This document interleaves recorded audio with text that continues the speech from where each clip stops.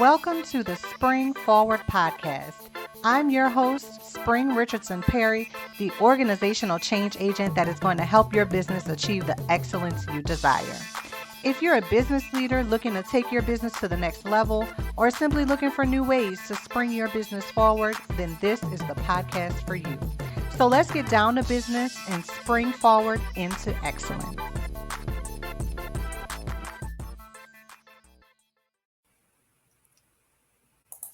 Welcome to another episode of the Spring Forward podcast. I'm your host, Spring Richardson-Perry, and today we have a very special guest with us, Miss Bri Smith. She is a CPA and wealth strategist that helps families achieve financial freedom through effective financial planning. With over 6 years of experience managing finances for high earners, Bri inspires parents to build legacies, achieve dream goals, and end generational poverty. Her mission is to help millions of families become wealthy and able to leave an inheritance for multiple generations. So please help me welcome Miss Bri Smith. Hey, Bri. Hey, how's it going? It is going good. I'm so excited to have you here today. How are you doing? I'm doing great. Well, I'm excited to get started. So this is the second part of our Sister Leaders Unite interview, and I want to talk to Ms. Bri Smith about her experience in the Sister Leaders Conference. And so talk to us about that, Bri. Can you tell us a little bit about the conference itself? The conference was amazing. It was a lot of fun. There were a lot of women to learn from and glean from. So every single woman brought their expertise and just their zone of genius. And one of the ones I was looking forward to, because I did a few interviews with her leading up to the conference, was Michelle Satchels. And she did not disappoint. She was talking about your mindset and just about how to, the power of how you think and where that puts you and things like that. So it was beautiful. It was amazing. I really enjoyed that. And then there was some other speakers that did great as well, where I was tuning in and taking notes. I mean, it was not short of phenomenal women. I can tell you that every single presenter was awesome. And then we had a gala, and the gala was really great too. We got to get together, and Dr. Karen presented awards to each for each category. She had 8 different categories that she presented awards for, and it was just very beautiful to see different women being acknowledged. She even had a presidential award where she actually got the president of the United States to sign a letter just recognizing 3 amazing women who have, it may have been 4. It was 3 or 4 amazing women who had each of them at least done 4,000 community service hours, 4,000 documented community service hours. So, and they've all done way more than that, but it was really beautiful to see. So, nothing short of amazing. That sounds amazing. Excuse me. And when Dr. Karen puts something on, she is not going to half step. And so I'm so excited that you guys had that experience. And that's beautiful, beautiful, beautiful. Excuse me. So let's jump right in. Tell us a little bit about what your role was in the conference. So I was one of the speakers. So I got to speak on the 3 keys to generational wealth, which was a lot of fun for me. And I try and keep things light and fun, and I like to try and teach people about finances as I go. I'm not someone that's like, hey, look, I know everything. And so, you just need to trust me to handle your money for you, because obviously you don't know how to do it yourself. I hate that approach. And so I instead try and make it like fun and light and show people that they can easily understand and get a handle on their finances, because it's my job to empower my clients, not to make them dependent on me. So it was just fun to give them like 3 steps that they can start taking right now to start increasing their wealth. And just get on that road to generational wealth. Like, that is my God-given calling, is to help millions of families in my lifetime to be able to create and sustain generational wealth. And I want to empower my clients and teach them about finances so that they can then teach their children about finances as well, so that they can be great stewards over that inheritance they're going to leave them. And it continues to grow for each additional generation. I don't believe that the next generation should start at the same place. We shouldn't all be starting at zero. Instead, when they hit 18, they're joining the race. And for some, it's earlier than 18, but they're joining the race with us. It's not just a passing of the baton, but they're joining, and we're continuing to go further together. So I love that, because the thing that really stuck with me, what you just said, was you don't pretend to even be all knowing. You know what you know, you give advice on what you have, and then you allow people to sort of make decisions for themselves. And I love that.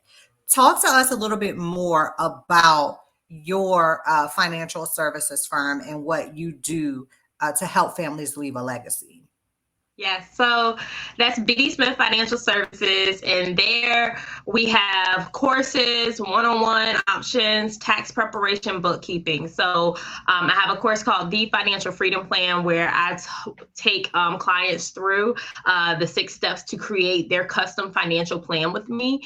Along the way, in a group setting, it's where you can glean off of other amazing people that are also on the same journey as you, that are trying to learn how to handle their finances just like you are, and are very passionate about making a difference for their family. So I have that. And then I also have another course that is still in the works that I'm actually going to be giving away to the public. It's called Position to Prosper.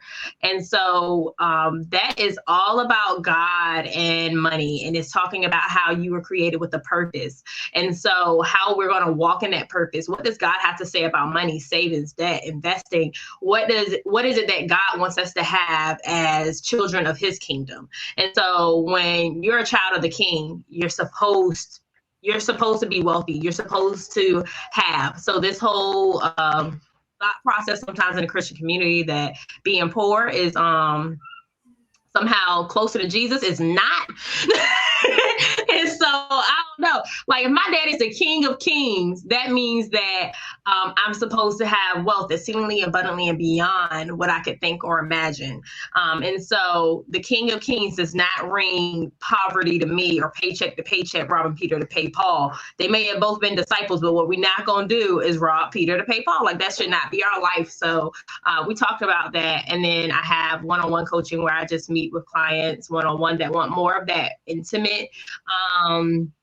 relationship with me, but also to really dive deeper than we could in a group setting. So sometimes it get really emotional, but diving deeper into the relationship with money, how it has affected their life, and, rewiring that mindset, and then also making sure that the plan that we've come up with truly is sustainable for them and is the right thing that they need. So it's a lot of fun. And then, of course, there's tax preparation. I love taxes. We want to make sure that I can save them the most money possible.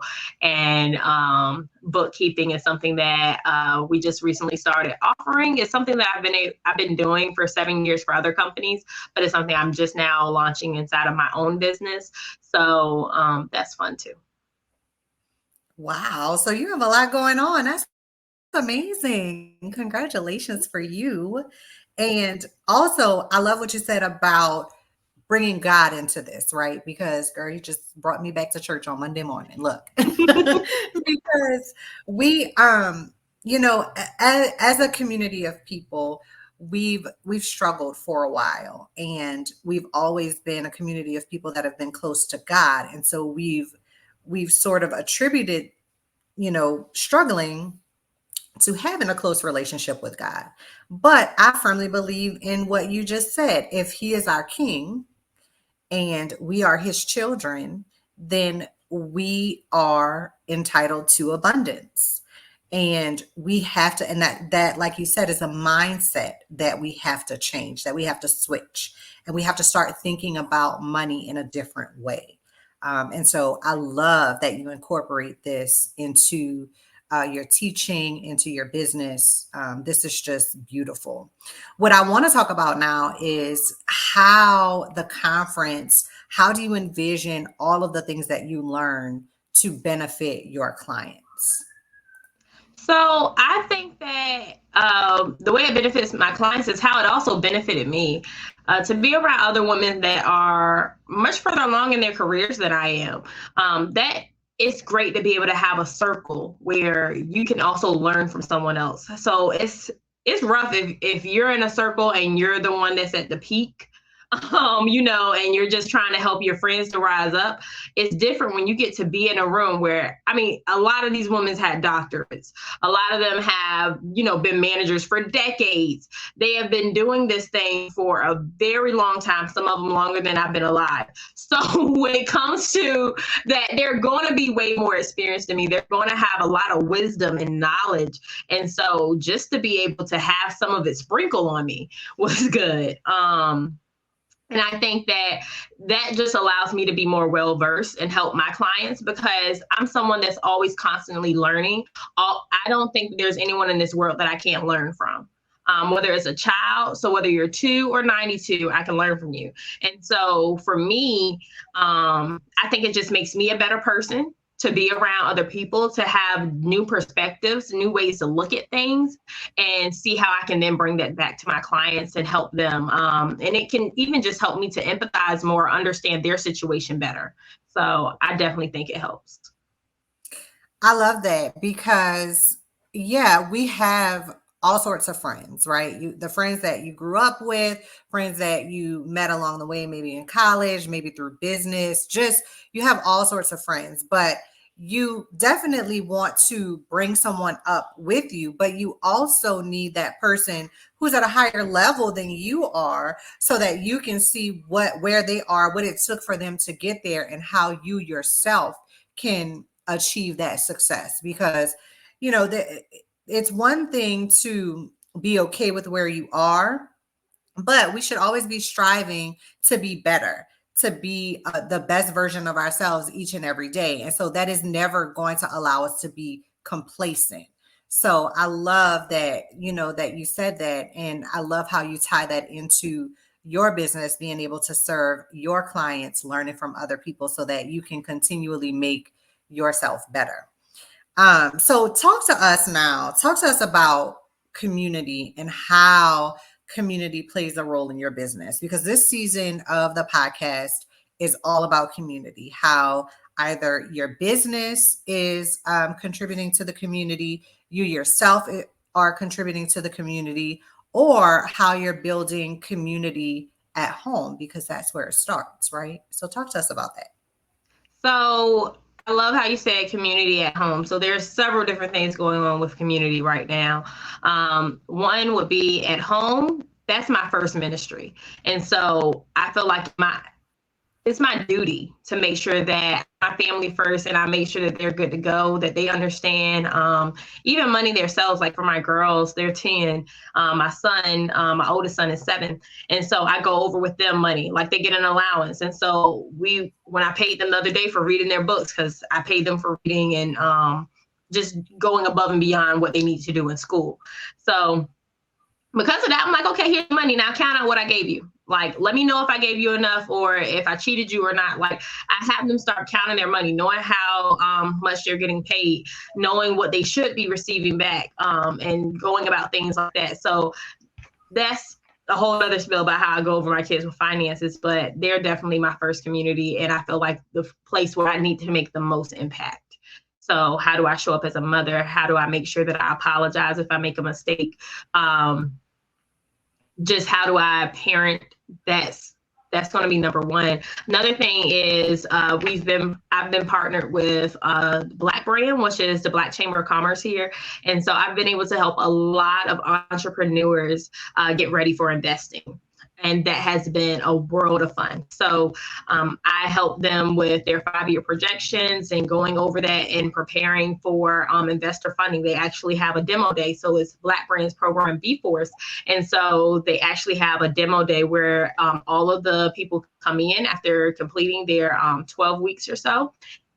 And with getting all of their finances and their business together and organized. And then they are able to present to a room full of investors or bankers to get loans or investments for their business. So it's phenomenal. And I've been able to help them prepare for that. And that has been, I it has been feeding my soul. So I know I've been helping them, but I mean, it has really been feeding my soul. It has made me so happy. We've been so busy, but it's so impactful. So I cannot wait. Actually, this week I'm going to go and support all of my clients and see how they do, investments or loans or whatever the case may be, and if they reach their goals. So I'm very excited about that as well. That sounds amazing because one thing, that's just kind of been elevated lately is the lack of access to capital that minority owned businesses have. So whether you're, Black business, female in business, female Black business owner, that has been elevated a lot lately is access to capital. And so I'm excited that you are offering that to the people of the chamber who are looking to, a lot of people have no clue on how to get a business loan and what that would look like. Or I like to work with individuals to get grants. So those are a little bit harder. Those are a little bit more intricate. But I've helped several people secure grants for their business or their nonprofit. And so that's amazing work that you're doing. And it is, I'm sure, truly, truly appreciated because in order to make money, you have to be able to invest money in your business. And if you don't have access to that money, it's a struggle. It is Yes. a struggle. Yes, it is. Well, this is amazing. If you could give three pieces of advice about setting up your business to leave a legacy for your family, what would that be? So one is plan. Failure to plan is planning to fail. We've all heard it. And so that's one of my favorite quotes next to failure to plan on your part does not constitute an emergency on mine. So, but the first part is going to be to plan out your business. You need to know what your 5-year plan looks like, your 10-year plan, your 15 years. You need to know what your lifelong goals are, the big picture of what you want to accomplish over the next 30 years. Don't just always think small. I'm really big on dreaming big and then just creating a path to get there. Nothing's impossible. Even the word is I'm possible once you add an apostrophe. And that's one of the things we were also talking about at the conference. So just empower yourself. Whether you say you can or you can't, you're right. And so create a plan for how it is you want to reach your goals and get very clear and defined on what your goals are so that you're not just wandering around lost. The next thing I would say is to start small. Starting small is better than not at all. And so this goes with personal or business.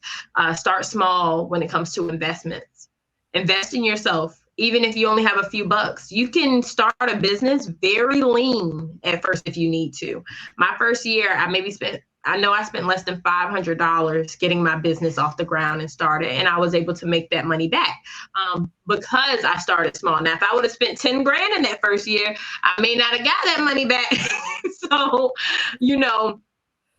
be willing to start small and, be very resourceful when it comes to your business and what you're trying to accomplish. Be willing to barter with people. Be willing to serve as much as you're able to also receive. So I think the first thing you need to do to be in position to receive others looking out for you or helping you along this journey is to be willing to help others. So I think that's very important. And then lastly, I'll just say that when it comes to your business, don't give up. You have to be resilient. You have to be able to take the punches. Being a business owner, especially once you become full-time and it stops being your expensive hobby, like mine has stopped being, it will punch you in the face, okay? And you have to be ready to get in the ring with Mike Tyson and not get your ear bit off. So, you have to be resilient. You have to understand there's ups and downs. There's going to be some days where you love being a business owner. You're making more money than you ever made in a day. And then there's going to be other days where you're waiting on invoices to come in for thousands of dollars, rent is due or mortgage is due, and you like, oh baby, the way it's set up, they trying to pay me in 30 days, but this mortgage due in 7. What do I do? It looks a little different. So, be resilient. don't give up. It does not look good in the beginning. I don't care what your favorite person on TikTok or Instagram said. I don't care if they look like they've always had it all together in their business and they went from 0 to $1 million in a year. God bless them. That is not normal to go from 0 to $1 million in a year. And I bet you they got punched in the face along the way. They're just not telling anybody. Like, it's just a part of it. So be resilient. Don't give up on your dream and your hopes. It's worth it. It's worth the fight. It's absolutely worth it. And that's one thing that, we all have to keep in mind, right? It's like we see all these successes online on social media and we're comparing ourselves, and we have to stop doing that because everybody's journey is different. Success for you is different than success for me. So for one, we're in two completely different industries, but for two, we're two completely different people and we have different goals. And so your success is going to look differently than my success. And so as long as you stay the course, you stay persistent, you persevere through the hard times. I absolutely agree with you. Stay resilient because there will be hard times. And if you plan, like you said, you will be able to get through those hard times. And then you'll learn a hard lesson at that, and you'll be better prepared when something challenging comes along next time. So it gets easier and easier. It does. But 2023 in itself has been a doozy. So I feel you on that. And I love what you said about like success looks different for every person. Cause I always tell my clients that there's some people that I've helped and they are so happy if they can just get to 70 to 80K a year. And they're single, they're by themselves. That's perfectly fine. Me, as with us being a family of 6, not so much, but there's other people that are happy at 200K and there's other people that have projections for over $1 million, and that is what fires them up. And so it's like, just because like me, I want Rockefeller money in my lifetime. But just because I have the goal of being a billionaire, that doesn't mean that your goal of being 100,000aire is any less than mine. It's just as impactful for you, as just as, helpful to you. And, speaking of the audience. So, don't stop comparing yourself. Like, don't compare yourself to others. Like, your finish line does not have to look like the next person's, and that's perfectly fine. We're all running our own race. Absolutely. I'm with you on that. I'm looking for Rockefeller status as well. And so I love it. So we will get there, but slow and steady wins the race. And so, I always think about the tortoise and the hare, where the hare was way ahead. And then the tortoise came along and passed him right up and was still going slow. But, the hare was slipping. He took a nap and he thought he was okay, and he really wasn't. So don't be the hare, guys. Be the tortoise. Slow and steady wins the race. And you may have all of these dreams and goals in your mind that, this year I'm going to do $1 million in business in the first year. Like Bri said, that is not normal. Statistically, it's very low. I don't know exactly the numbers for that, but depending on what business you're in, especially if you're in the service-based industry, it's just not going to look like that. But you can get there. You can make it happen. But just be patient with yourself. Give yourself grace. So I appreciate that, Bri. Tell me, last question. Tell me what it is that you are most excited about right now. I am most excited about my course, the Financial Freedom Plan, launching this January. That's what I'm most excited about. I'm ready to help parents, some mamas, some dads, just realize their dream goals and create their custom plans. So I can't wait. I am ready to serve, and I love to think that, like, even though I'm, I guess, the leader in a sense, or the coach or whatever, I just love serving people. So I love just being there, walking alongside them and helping them change like their family tree. So I can't wait. I can't wait. It's going to be a great time. We're going to be diving into money. We're going to look at it different than it's ever been looked like at before. And we're going to have fun with it, while also, and there may be a little bit of tears, but that's okay, because change is uncomfortable. And so we just have to roll with the punches. Yeah, that's exciting. I'm excited for you to be able to roll that out to your audience and to your followers, because again, we have to be given the tools to be successful. We can't expect people to just know and then not help them to understand. So I love that you have a course that is coming out to guide people and help them understand how money works and what it looks like to actually set your family up for generational wealth for years to come. Not just me and my kids, but me, my kids, my grandkids, their grandkids, and so on and so forth. And so I absolutely love that. Love it. Love it. Thank you. Bri, thank you so much for being a part of the Spring Forward podcast today. I have truly enjoyed having this conversation with you, just listening to your insights and your passion for what you do and for serving your community. It has truly been a pleasure having you on the show. If anyone wants to learn more about you or the services that you provide, how do they connect with you? So the best place is going to be on my website at bsmithfinancial.com. Otherwise, I'm on Instagram, TikTok, and YouTube at Bri Smith CPA. If you want to stalk me a little bit first before you talk to me. So I always give people a little stalk option because they're like, look, I don't know about this chick yet. Let me go check out a few other things she got going on first. So social media at Bri Smith CPA and website bdsmithfinancial.com. You can book a free financial breakthrough call to learn about financial freedom plan. If you're ready to change your life and your family's trajectory, I can't wait to serve you.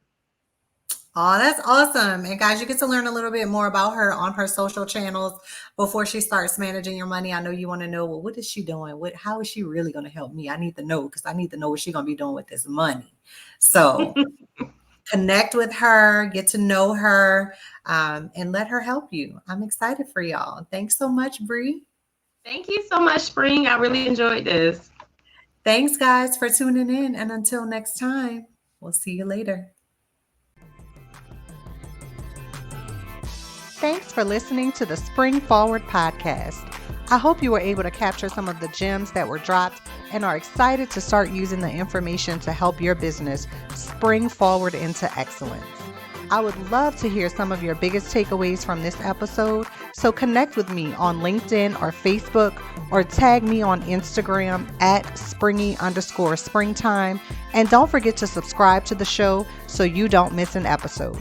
And if you'd like to learn more about how we can work together, visit the website at time2springforward.org. That's TIMETOSPRINGFORWARD.org. And until next time on the Spring Forward podcast.